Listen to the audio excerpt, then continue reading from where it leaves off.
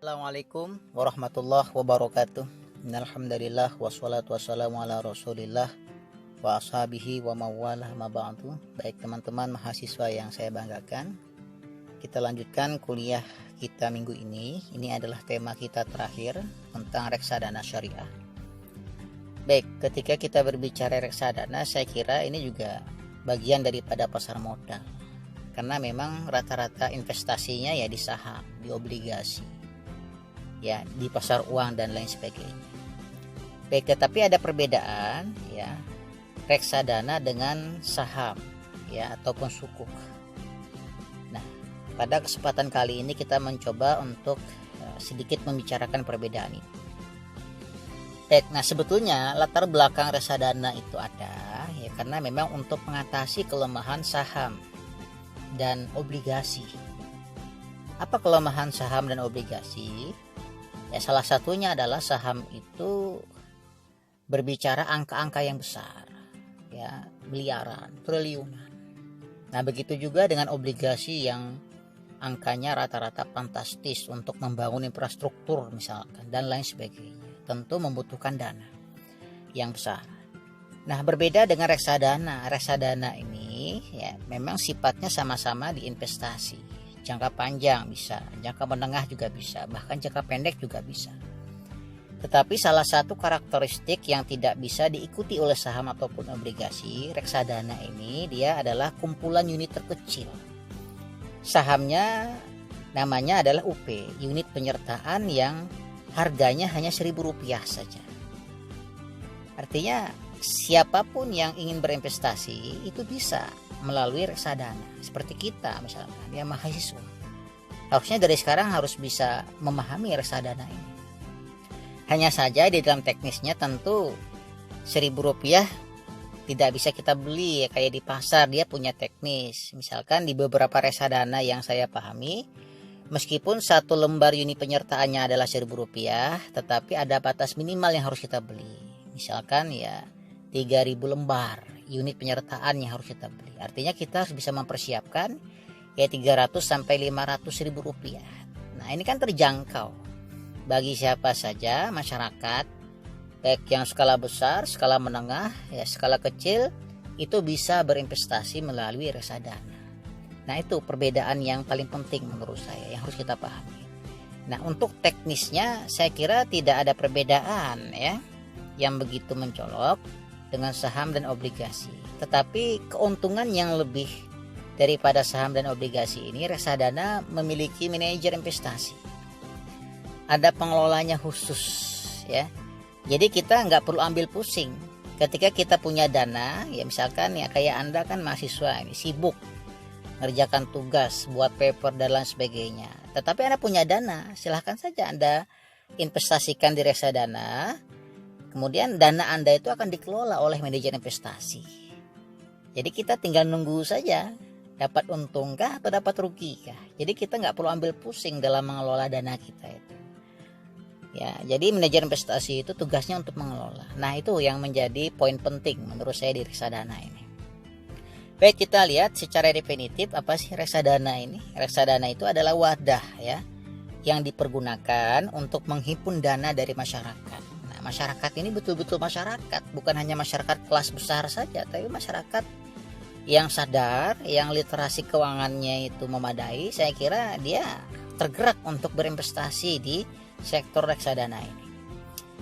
Kemudian apa reksadana syariah? Ya tentu yang namanya syariah dia terbatas dengan prinsip-prinsip batasan-batasan yang sesuai dengan syariah. Tentu kalau kita berinvestasi ya harus memilih efek-efek syariah, perusahaan-perusahaan syariah yang kita beli bukan obligasi tapi sukuk, ataupun ya di pasar uang yang kita beli adalah instrumen-instrumen bank-bank syariah. Jadi bukan instrumen bank-bank konvensional. Nah, apa perbedaannya ya antara reksadana syariah dengan reksadana konvensional? Tentu ya tadi dari akad jelas berbeda ya. Kalau dari pendapatan saya kira konvensional hanya satu saja. Tentu semuanya itu dari sisi ya bunga. Ketika mereka membeli obligasi maka pendapatannya adalah bunga. ketika mereka membeli saham, ya memang ada yang dividen, tapi ketika mereka membeli saham yang preferred, maka pendapatannya adalah juga bunga. Nah, berbeda dengan reksadana syariah, semuanya prinsipnya bagi hasil, menggunakan akad mudharabah. Nah, kita sebagai pemilik modal, kita posisinya sebagai sohibul mal. Nah, manajer investasi itu ada yang mengatakan sebagai mudharib, ya, tetapi di sisi yang lain ada juga dia dikatakan sebagai wakil kita saja, dia sebagai wakil kita saja. Ya, jadi kita sama manajer investasi itu kongsi. Kemudian mudharibnya adalah ya perusahaan-perusahaan yang mengelola saham kita itu mudharibnya. Tapi yang jelas ketika kita berbicara prinsip, jadi reksadana ini sesuai dengan akad syirkah berbagi hasil, ya. Makanya di dalam perundang-undangan investasi, reksadana ini masuk dalam kategori ya investasi kolektif. Ya, investasi kolektif, ada pemilik modal, ada manajer investasi, ada ya perusahaan atau objek yang akan diinvestasikan. Nah, kemudian perbedaan yang lain ya tentu di reksadana konvensional itu tidak ada DPS-nya ya. Jadi siapa saja boleh. Jadi profesional yang mengelola tidak wajib mengerti kegiatan yang dilarang dalam prinsip-prinsip syariah. Bahkan yang dicari itu adalah orang yang lihai memanipulasi gitu ya, yang lihai membaca situasi meskipun dengan menghalalkan segala cara. Ini tentu tidak sesuai dengan kita sebagai seorang muslim. Nah, berbeda dengan reksadana syariah, ini orang yang profesional dalam artian orang yang betul-betul paham tentang prinsip-prinsip ekonomi Islam. Dia paham riba, dia paham gharar, dia paham ya bai najasi, paham baiul ma'dum, baiul innah dan lain sebagainya. Nah, itu yang kita anggap sebagai profesional. Jadi definisi profesionalitas dalam perspektif reksadana syariah itu berbeda dengan perspektif reksadana konvensional. Kemudian ada yang namanya cleansing ya di reksadana syariah ya, ketika ada harta-harta yang kita anggap subhat, belum jelas ininya halal atau haramnya, maka ya perlu pembersihan itu. Dengan apa ya? Kita melacak, ya kita mendata mana dana-dana yang dianggap subhat tidak jelas ini, apakah halal atau haram. Nah, kemana dialokasikan? Ya bisa kita serahkan kepada pihak bank kustodian misalkan, kita nggak ambil untungnya, atau kita ambil ya kita bersihkan dengan melalui dana-dana sosial. Ini tergantung dengan manajemennya reksadana masing-masing. Nah, salah satu perbedaannya tadi apa? Ada yang kita sebut sebagai kontrak investasi kolektif tadi. Nah, di reksadana ada investor, tadi sudah saya jelaskan, ada manajer investasi, ada bank kustodian. Ya, jadi bank kustodian ini fungsinya sebagai penyimpan aset reksadana ya, sebagai administrasi reksadana, menghitung NAP itu ya aktiva, nilai aktiva bersihnya. Nah, apa tugas manajer investasi? Tentu sebelum dia sebagai manajer investasi, dia harus mendapat lisensi dulu dari Bapepam. Kalau sekarang dari OJK ya, karena semua pengelolaan itu sudah diambil alih oleh otoritas jasa keuangan, baik yang sifatnya perusahaan atau sifatnya perorangan. Nah, tugas-tugasnya ya tentu tugasnya adalah ya membuat aset alokasi untuk investor. Ini kemana harus dialokasikan dana para investor ini? Karena dia yang lebih paham, medannya dia lebih paham, menguasai. Apakah ke saham, apakah ke obligasi atau ke pasar uang? Mana yang lebih prospektif pada situasi sekarang misalkan. Kemudian menyusun dan mengimplementasikan strategi investasi. Ya, mengelola portofolio. Kemudian mengurangi risiko, menyesuaikan portofolio investasi dengan perubahan-perubahan yang terjadi pada iklim pasar investasi. Jadi pada dasarnya semua urusan investasi kita itu kita serahkan kepada manajer investasi. Artinya ya, kalau kita belajar reksadana, tidak ada alasan bagi kita nih sebagai mahasiswa ekonomi, Fakultas Ekonomi dan Bisnis ya, mahasiswa akuntansi kah atau manajemen kah, untuk tidak berinvestasi. Ya, karena kalau alasannya tidak punya waktu, ya, sudah ada reksadana. Alasannya tidak bisa, ada reksadana juga. Kita hanya menyiapkan dana saja. Saya tidak punya uang, nggak mungkin. Masa nggak punya uang 300.000 kan? Tinggal sisipkan saja berapa dana Anda per bulan itu, 100.000. Dan nggak susah ya, tinggal Anda daftarkan saja. Misalkan ini di Bank Syariah Mandiri, Anda tinggal klik saja reksadana, itu ada sekitar 11 atau 10 yang sudah berafiliasi dengan Bank Syariah Mandiri. Tinggal kita klik gitu ya, nama dan seterusnya. Nanti ya tidak lebih dari sekitar 30 menit Anda sudah menjadi seorang investor di sana. Nah, kemudian apa saja jenis reksadana syariah? Pertama ya jenis reksadana syariah pasar uang. Nah, pasar uang ini jangan dibayangkan yang pasar itu yang dijual belikan adalah uang, bukan ya. Itu hanya istilah saja dalam pasar modal. Jadi pasar uang itu salah satu partisipannya adalah lembaga-lembaga keuangan. Ya. Kebanyakan adalah lembaga-lembaga keuangan seperti bank, kemudian asuransi juga bisa ya, kemudian dana pensiun juga bisa. Jadi semua itu bertransaksi dalam rangka apa? Untuk memanage likuiditas mereka. Ada bank, misalkan bank yang terlalu berlebihan likuiditasnya, tapi ada juga pada saat yang sama bank itu kekurangan likuiditas. Maka bank yang berlebihan likuiditas itu ya kalau dalam pasar uang antar bank konvensional itu mereka meminjamkan dananya ke bank-bank yang mengalami ya illiquid tadi. Nah, ini namanya pasar uang. Nah, kalau di bank syariah tentu juga bisa dalam prinsip at-ta'awun, menolong bank-bank syariah yang kekurangan likuiditas. Nah, ini namanya pasar uang antar bank. Salah satu pasar uang yang dikelola, yang dijalankan oleh lembaga-lembaga keuangan. Nah, salah satu instrumennya di bank syariah itu adalah SIMA. SIMA itu sertifikat investasi ya mudharabah antar bank. Itu instrumennya. Tapi sertifikatnya ada juga ya, SWBI itu dari Bank Indonesia, misalkan sertifikat Wadiah Bank Indonesia. Ini dalam rangka untuk mengelola dana-dana yang berlebih atau kelebihan likuiditas. Nah, artinya di bank itu, bank yang punya uang banyak juga nggak bagus ya. Kenapa? Kalau di bank syariah nanti bagi hasilnya lebih tinggi gitu. Kalau kekurangan likuiditas malah bahaya. Kalau terjadi bank run, nasabah ingin ngambil uangnya pada saat yang sama, bank nggak punya duit, bank akan kolaps. Jadi yang pas itu adalah proporsional seimbang. Jadi untuk mengatur ini maka diperlukan ya alur keran agar bank itu bisa lancar masuk, bisa lancar keluar. Selain itu juga dia berdampak terhadap stabilitas moneter kita agar ya tidak terjadi inflasi, dalam rangka untuk mengontrol peredaran uang. Nanti kalau Anda belajar di mata kuliah moneter akan dijelaskan tentang ini.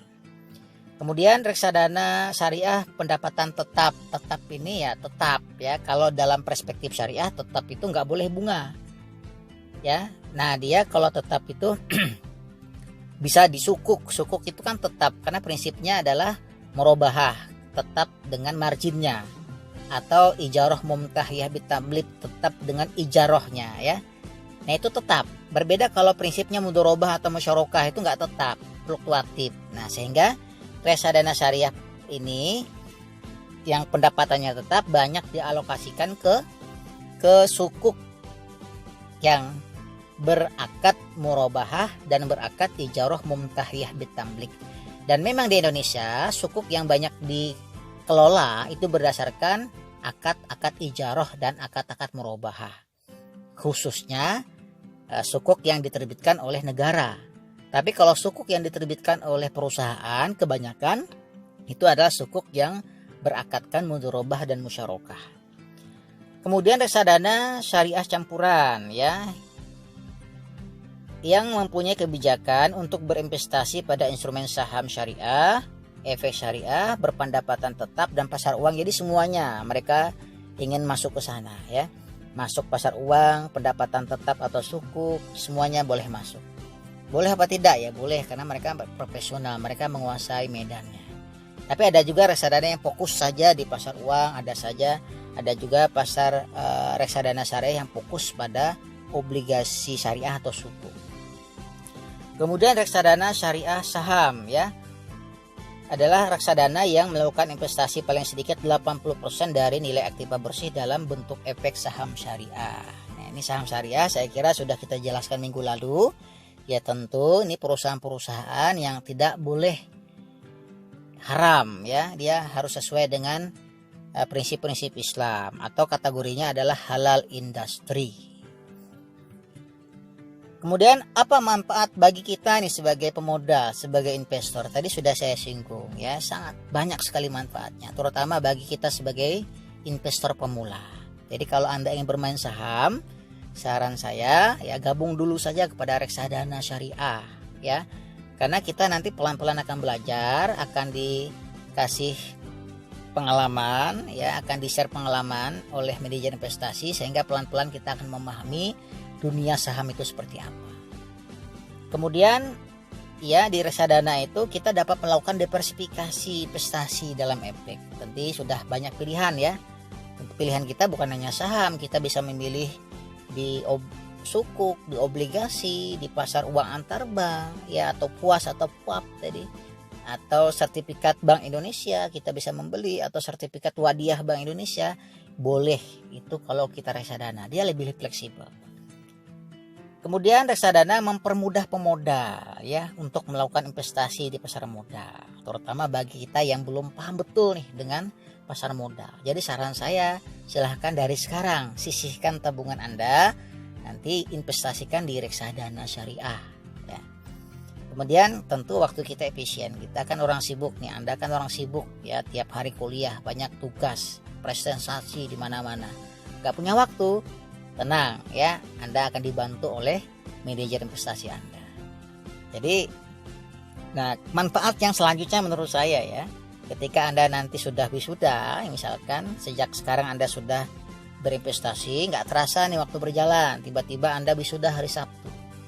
Ya, Anda ditanya sama calon mertua, sudah kerja apa belum? Sudah. Sebagai apa? Sebagai investor. Nah ini plusnya di situ ya.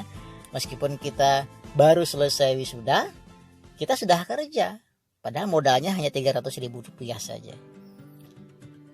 Baik, resikonya ada tentu ya, di dalam investasi itu menjadi sebuah syarat di dalam ya berinvestasi Islam. Ada risiko di sini. Bahkan ada prinsip al-ghurmu bil gunmi ya.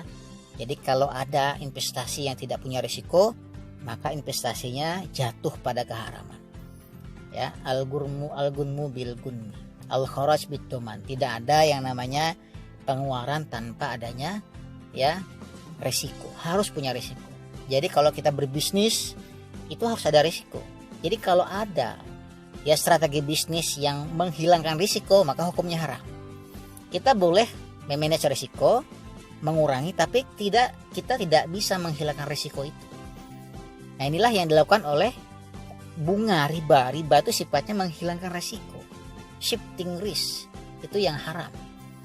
Contoh nih ya, ketika saya pinjamkan uang saya kepada si A, saya nggak mau tahu ya si A ini harus kembalikan ya pinjamannya lebih banyak daripada yang ia pinjam hari ini. Kan saya nggak menanggung resiko, saya nggak mau tentang si A tadi, mau dia rugi atau untung, pokoknya harus kembali lebih banyak daripada hari ini.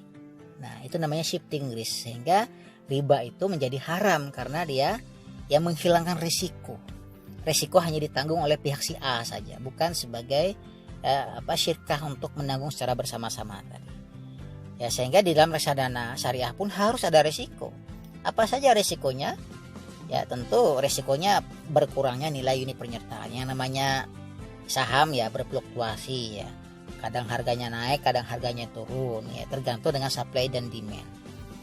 Kemudian ada risiko likuiditas di sini. Apa itu risiko likuiditas? Tadi ya, manajer investasi kita itu kadang-kadang nggak mampu membayar dalam waktu yang cepat karena dana yang kita simpan di bank kustodian diambil oleh manajer investasi, dikelola, kita butuh dana cepat, ternyata belum mampu dikembalikan secara cepat oleh manajer investasi kita. Nah ini risiko likuiditas namanya. Tapi sudah dikasih solusi oleh OJK ya. OJK telah mengatur bahwa manajer investasi harus melunasi seluruh transaksi penjualan kembali paling lambat 7 hari bursa dari transaksi. Ini sudah ada undang-undangnya. Kemudian ada risiko one prestasi ya.